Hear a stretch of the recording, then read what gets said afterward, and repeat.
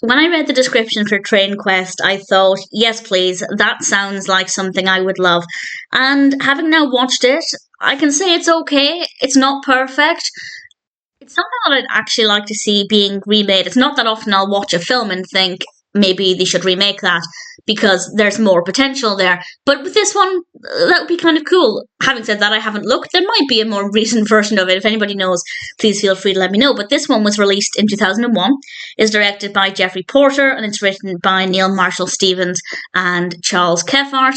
And it's about a boy who takes his date to visit this model railway. And I have to say, the model railway looks absolutely fantastic. It is absolutely stunning.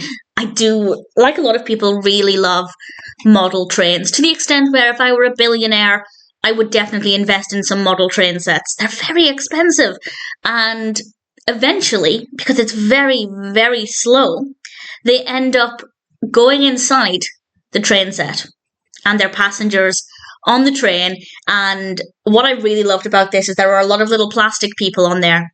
The little static plastic people in the seats, and it's kind of creepy. And I can't work out if this is my ultimate dream or my worst nightmare.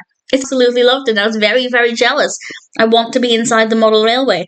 And honestly, after that point, the novelty wore off quite quickly, and the execution was kind of boring. The actual events that happened after that point, and it took a good half an hour to get to that point, were just not good.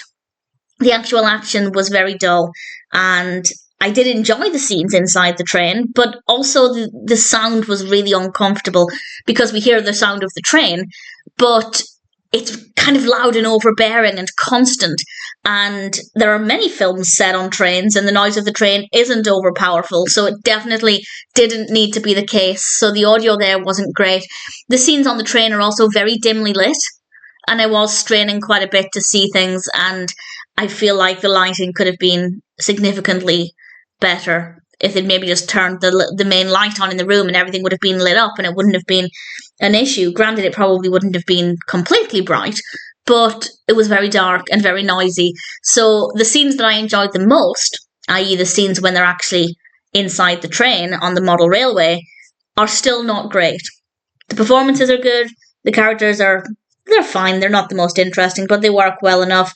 And visually, in terms of the design of the model railway, the set designs when they're on the train, the people, the figurines on the actual train itself, they look really great. They look fantastic, actually. I was rather impressed with how that was done. And again, I don't know if I love it or if I'm terrified of it, but certainly there were things about this that worked well, but I don't think they did a good job with executing the narrative. It was kind of boring. So some good bits, definitely a lot of room for improvement. As I said, I would love to see this remade today because I absolutely adore the concept, and I think the bits that I enjoyed, i.e. seeing inside the train and the little figures, that worked really well. It was quite brief, those moments. So Train Quest, if it sounds like it would appeal to you, if you're a fan of model railways, check it out. There will be bits of it that you enjoy. But if you're looking for a good story and good technical aspects, unfortunately, Train Quest doesn't tick all of the boxes. If you're interested, if you're curious, by all means, I'm happy to recommend it. But there's definitely a lot of room for improvement.